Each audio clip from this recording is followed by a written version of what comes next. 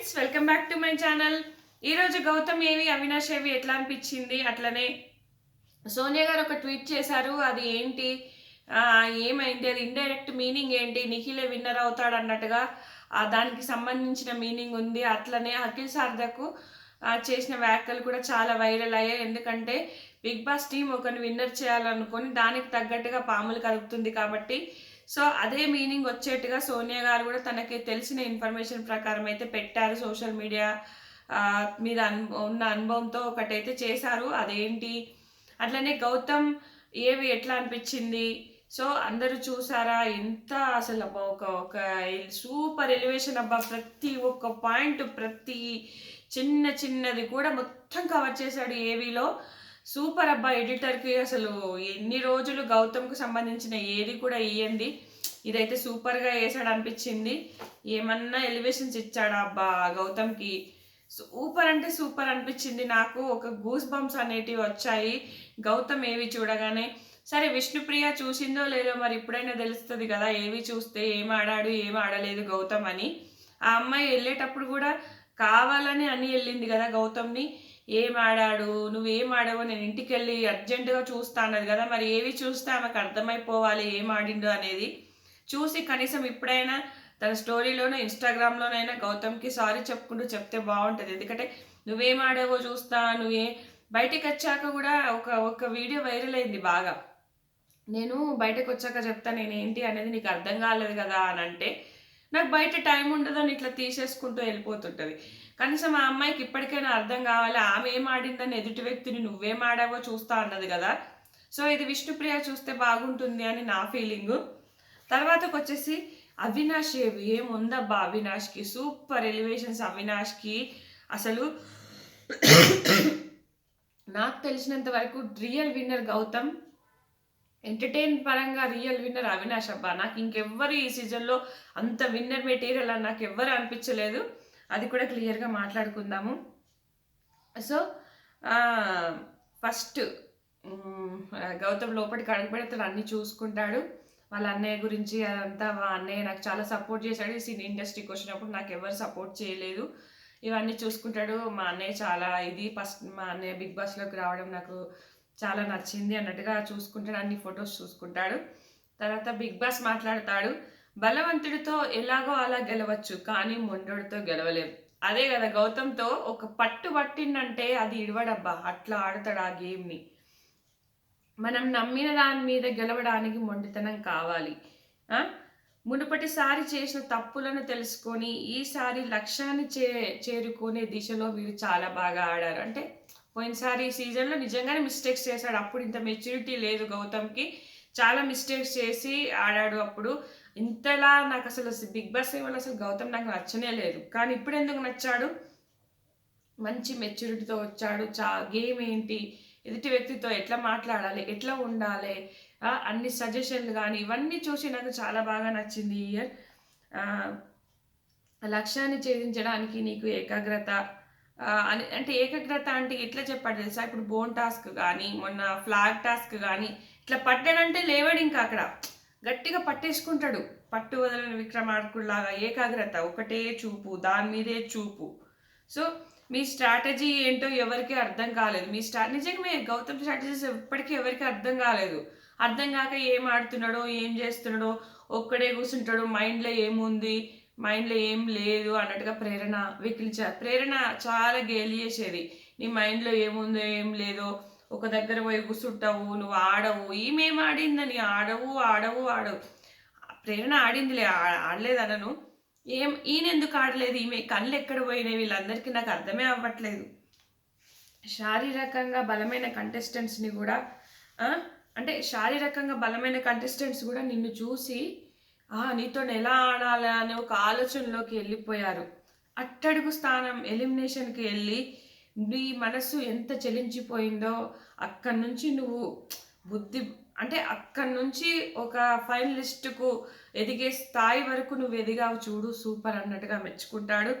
అలాగే భుజబలం ఒకటే సరిపోతుంది అనుకొని నువ్వు గేమ్ ఆడావు, కానీ అక్కడ నువ్వు ఎలిమినేషన్ రౌండ్ వరకు వెళ్ళిపోయావు.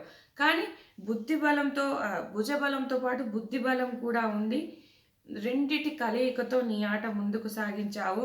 సో ఏదో చిన్న ప్రేమ కోరుకున్నావు, అది కూడా విఫలమైంది. ఏదో అల్లరిగా ప్రేమ అనేది నీకు కావాలని కోరుకుంటే అది విఫలమైంది. అక్కడ కూడా నువ్వు చెలించిపోకుండా నీ ఆటను నువ్వు ముందుకు కదిలావు, అది నీ మనసు మీదకి తీసుకోకుండా.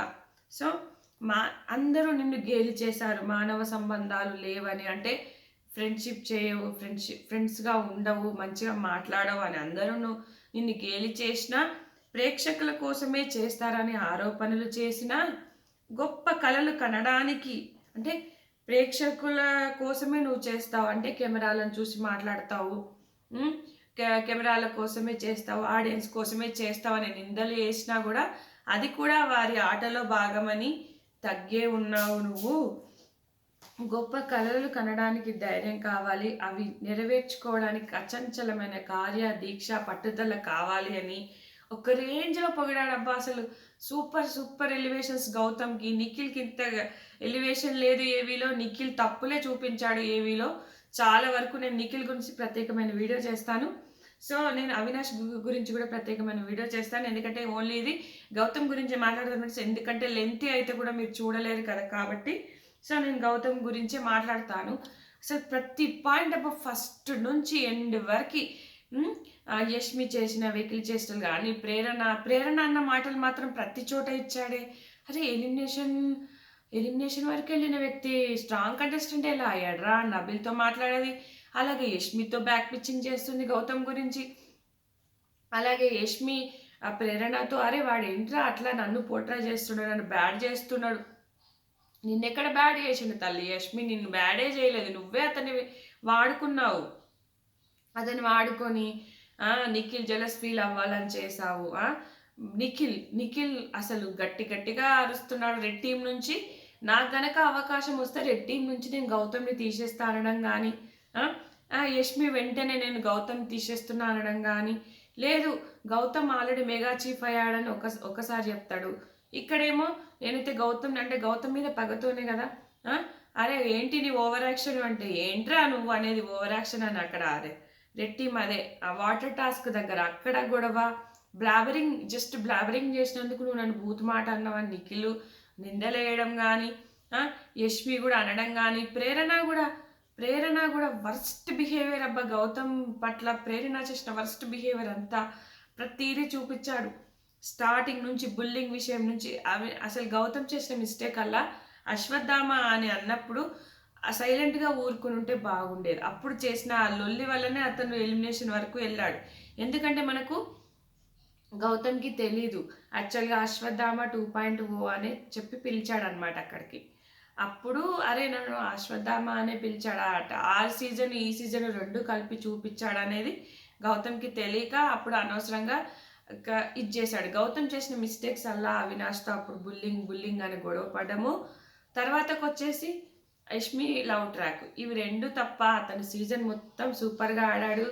ఎక్కడా కూడా అతను వరస్ట్గా ఆడలేదు, అతను ఇది చేయలేదు. కానీ అందరూ గ్రూప్ గేమ్ అని వైల్డ్ కార్డ్ ఎంట్రీలు వచ్చాక ఇదే ఆడుతున్నామని అందరూ అతన్ని ప్రతి ఒక్కరూ నామినేట్ చేసే ప్రయత్నం చేశారు, ప్రతి ఒక్కరు తొక్కే ప్రయత్నం చేశారు, ప్రతి ఒక్కరు అతని గురించి బ్యాక్ పిచ్చింగ్ చేశారు. కానీ గౌతమ్ మాత్రం ఎక్కడా బ్యాక్ పిచ్చింగ్ చేయలేదు, ఎక్కడా ఎవరి గురించి తప్పుగా మాట్లాడలేదు, అందరికీ సజెషన్లు ఇచ్చాడు. ఈవెన్ ప్రేరణకి కూడా నీ మాటలు పరుచుకో, నీ పద్ధతులు మార్చుకో, నబిల్ నువ్వు నీ ఆట తప్పుతో పడుతుంది, నువ్వు కరెక్ట్గా ఆడు, ఒక్కొక్క రోజు ఒక్కొక్కరితో ఉంటావు. నిజంగానే అట్లనే ఉంటాడు నబిల్ కూడా గౌతమ్ పైన బ్యాక్ పిచ్చింగ్ చేశాడు. ఏంటి అబ్బాయి ఇవన్నీ? నేను చెప్తున్నాను కదా, ప్రతిదీ అతని మీద టార్గెట్. మణికంఠని ఎలాగైతే టార్గెట్ చేశారో గౌతమ్ కూడా సేమ్ అదే విధంగా టార్గెట్ చేశారు. దానివల్ల అతను మాట్లాడే విధానం కానీ, అతను పాయింట్అవుట్ చేసిన ప్రతి పాయింట్ కానీ అన్ని జనాలకు అర్థమైపోయాయి. అందుకే ఒక రేంజ్లో పెరిగి కూర్చుంది ఓటింగ్ అనేది. అతను ఏం ఆడకపోవడం అనేది కాదు, చాలా బాగా ఆడాడు, గేమ్స్ ఆడాడు, ప్రతి ఒక్కటి చేశాడు. ప్రతి ఒక్కటి ఒకరు ఏదైనా మాట అంటే దానికి అనుకూలంగా కరెక్ట్గా డిఫెండింగ్ చేసుకున్నాడు. ఇప్పుడు కూడా అంతే. ప్రేరణ ఎందుకో ఎక్కిరిస్తుంటుంది, ఇట్లా ఎక్కిరిస్తుంటే నేను ఏదో అంటే నువ్వేం చీర నువ్వు ఎవరి కోసం చీర నీ కోసం కట్టుకోవాలంటే నేను కూడా నీ కోసం రాలే. అది కూడా తప్పుగా పోర్ట్రే చేసిర్రు. అక్కడ ప్రేరణ ఎక్కిరిచ్చేది ఎవరికి కనిపించట్లేదా? గౌతమ్ ఎక్కిరిచ్చేది ఒకటే కనిపించిందా? యష్మి కూడా అక్క అక్క అన్నావు మొన్నటికి మొన్న ఆ పిల్లొచ్చి కూడా అంటుంది. అక్క అని ఏ ఉద్దేశంతో అన్నాడు, ఏ ఏ సందర్భంలో అన్నాడు, ఏ టైంలో అన్నాడు అనేది అర్థం కావట్లేదా? అక్క అన్నావు అక్క అన్నావు, no means no, no means no. Nikhil ఎందుకు అనవసరంగా? నిఖిల్ చేసిన బ్యాడ్ ఏంటి తెలుసా? గౌతమ్ని గెలుక్కోవడం. గౌతమ్ని గెలుక్కోకుండా ఉంటే నిఖిల్ ఆట తీరు బాగానే ఉండేది. కానీ నిఖిల్ గౌతమ్ రైవలరీ వల్లనే ఈ బిగ్ బాస్ 8 సీజన్ కొంతవరకు నిలదొక్కుంది. లేకపోతే ఎవడు చూసేవాడే కాదు. ఎందుకంటే వరస్ట్గా తయారైంది. ఆ వైల్డ్ కార్డ్స్ వచ్చాకే బిగ్ బాస్ని చూడడం అనేది స్టార్ట్ అయింది. కానీ సూపర్ అబ్బా, ప్రతి ఒక్క పాయింట్ కవర్ చేశాడు. ప్రతి ఒక్కరు అతన్ని అన్నది, తను గొడవలైంది, ప్రతి ఒక్కటి అసలు ఏమన్నా చెప్పలేము, అసలు మాటల్లో చెప్పలేము. నేను చాలా వీడియోస్లో చెప్తూనే ఉన్నాను. సో కొంచెం కనుక లైక్ చేసి చూస్తే అర్థమవుతుంది. కాకపోతే అందరూ నిఖిలే విన్నర్ అన్నట్టుగా చెప్తున్నారు. ఎందుకంటే already Bigg Boss management decide అయిపోయింది నిఖిల్నే విన్నర్ చేయాలని అన్నట్టుగా. సోనియా స్టోరీస్లో ట్వీట్ చేస్తున్నారు, అఖిల్ సార్థక్ చెప్పారు. సో అందరి దృష్టిలో కష్టంగా, ఎందుకంటే నాగార్జున హోస్టింగ్ కూడా నిఖిల్ని విన్నర్ చేయాలనే ఉద్దేశంతో గౌతమి మంచి మంచి ఎపిసోడ్స్ కూడా ఎపిసోడ్లో వేయలేదు, లైవ్లో వచ్చింది ఎపిసోడ్లో వేయలేదు. కాబట్టి ఇక్కడ నిఖిలే విన్నర్ అని అర్థమైపోతుంది. చూద్దాం ఫ్రెండ్స్, లాస్ట్ వరకు మన ప్రయత్నం మనం చేద్దాం. ఓటింగ్ అయితే వేసుకుంటూ ఉండండి. ఖచ్చితంగా ఈరోజు కూడా ఓటింగ్ వేసేసుకోండి. రేపు ఒక్కరోజే ఛాన్స్ ఉంది. సో ఫస్ట్ అయితే నిఖిల్, తర్వాత గౌతమ్, తర్వాత ప్రేరణ, తర్వాత నబిల్, అవినాష్. సో ఈ కింద 3 లిస్ట్ పొజిషన్ మాత్రం 1-1 డిఫరెన్స్తోనే ఉంది. సో ఖచ్చితంగా మీకు నచ్చిన కండిషన్స్కి అయితే ఓట్ వేసుకోండి. టాప్ 3, టాప్ 4, టాప్ 5 ప్రతిదీ కూడా చాలా చాలా ఇంపార్టెంట్. కాబట్టి ఓట్స్ అయితే వేసుకోండి ఫ్రెండ్స్. నచ్చితే కనుక లైక్ చేయండి, షేర్ చేయండి. Thanks friends, thanks for watching.